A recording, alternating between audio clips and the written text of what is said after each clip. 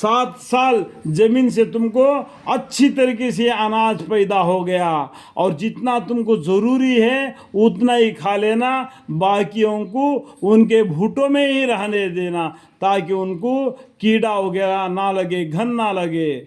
इस तरीके से उसके बाद में 7 बरस ऐसा आएंगे, बिल्कुल गर्मी पड़ेगा, बारिश नहीं होगा। बारिश नहीं होगा तो ज़मीन क्या होगा?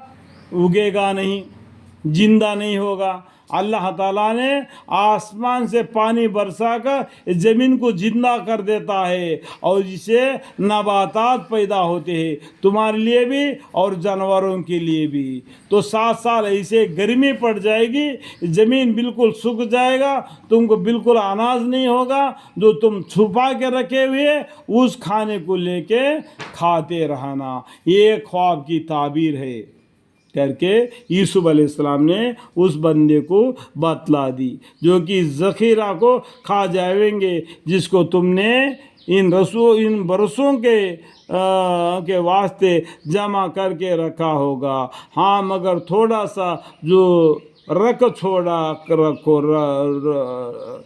छोड़े गए थे, यानी जो 7 साल जो खाना नहीं ज़मीन से नहीं उगेगा, जो छुपा के रखा हुआ वो चीज़ को लेके थोड़ा थोड़ा करके फिर 7 साल खाते रहना। ये है ताबीर। फिर इसके बाद 1 बरस ऐसा आवेगा जिसमें लोगों के लिए खूब बारिश होगी। 7 साल के बाद में खुशक हुए, बाद में 7 साल के बाद में एक साथ ऐसा आसमान से बारिश हो जाएगा, ज़मीन तरवा ताज़ा हो जाएगा, और उसमें शराब भी निचोड़ोगे। इस तरीके से अल्लाह ताला ने फ़ैसला कर दिया है, और बादशाह ने हुक्म दिया कि वो बंदा जाके वो बादशाह को और उनके ख्वाब की ताबीर बतला दी। अभी क्या कहा बादशाह, क्या बोलते हैं? वह बादशाह ने का हुक्म दिया कि उनको मेरे पास लाओ। फिर जब उनके पास कासद पहुंचा, आपने फरमाया तो ये कासद पहुंचा, वो बादशाह ने आपको जेल खाने से रिहा कर दिया है, आप आइए। आपने फरमाया तो अपने सरकार के पास लौट जाओ, फिर उससे दरियाफ़त करो कि उन औरतों का क्या हाल है जिन्होंने अपने हाथ काट लिए थे। मुझे देखकर उन लोगों ने मेरे हाथ काट लिए थे, जिसने मुझे पाला पोषा परवरिश कर दिया, उसने मेरे ऊपर नज़र डाल दी है अपने मतलब हासिल करने के लिए। उन औरतों का क्या हाल है करके पूछे, इसका जवाब दो, पूछे यूसुफ अलैहिस्सलाम ने। तो मेरा रब उन औरतों के फरीब को खूब जानता है। फरीब का मतलब क्या है? धोखा।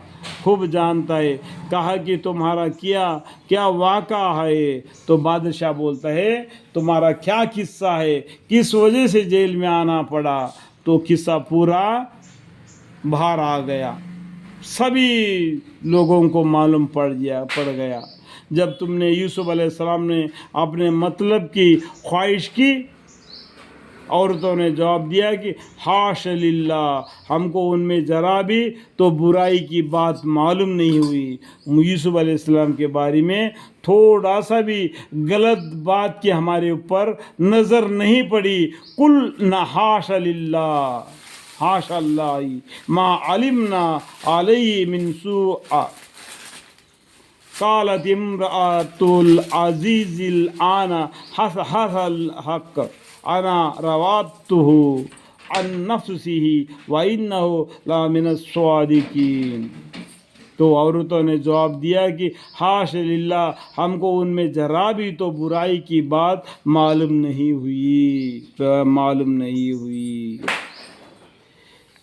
अजीज़ की बीवी कहने लगी, जो उनको पाला परवरिश के रहा था, वो अजीज़ की बीवी ने कहने लगी कि आप तो हकीकत सबको मालूम हो गई, میری دل میں کیا ہے، یوسف علیہ السلام کیا ہے، یہ بات سب کو معلوم ہوگی۔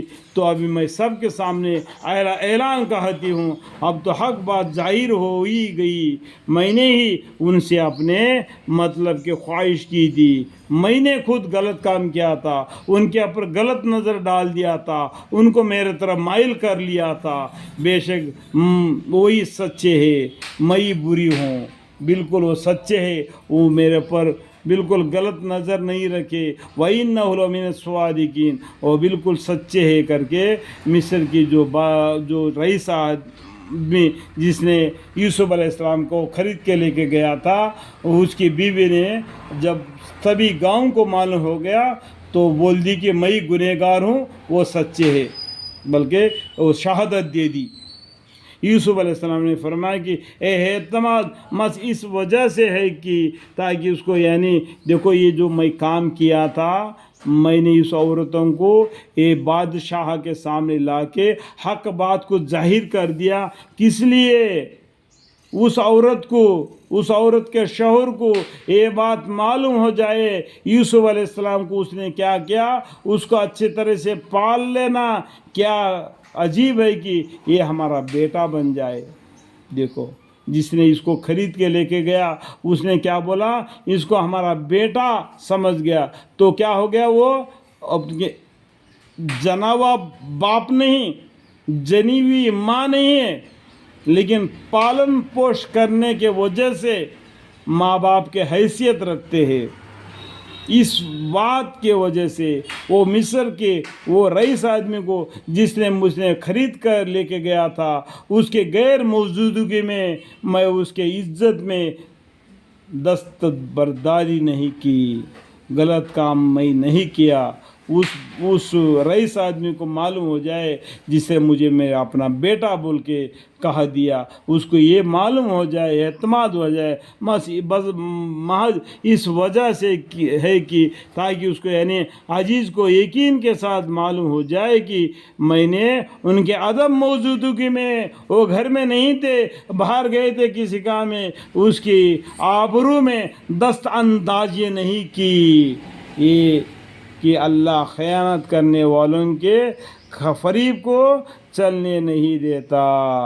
اس عزیز کو معلوم ہو جائے کہ یوسف علیہ السلام نے آپ کے غیر موجودگی میں آپ کی عزت میں دخل اندازہ نہیں کی۔ اس بات کو ان کو معلوم ہونے کے لیے یوسف علیہ السلام نے ایک تدبیر کر دی تاکہ ان کو بھی معلوم ہو گیا کہ یوسف علیہ السلام سچے ہیں، ان کی بیوی جھوٹی ہے۔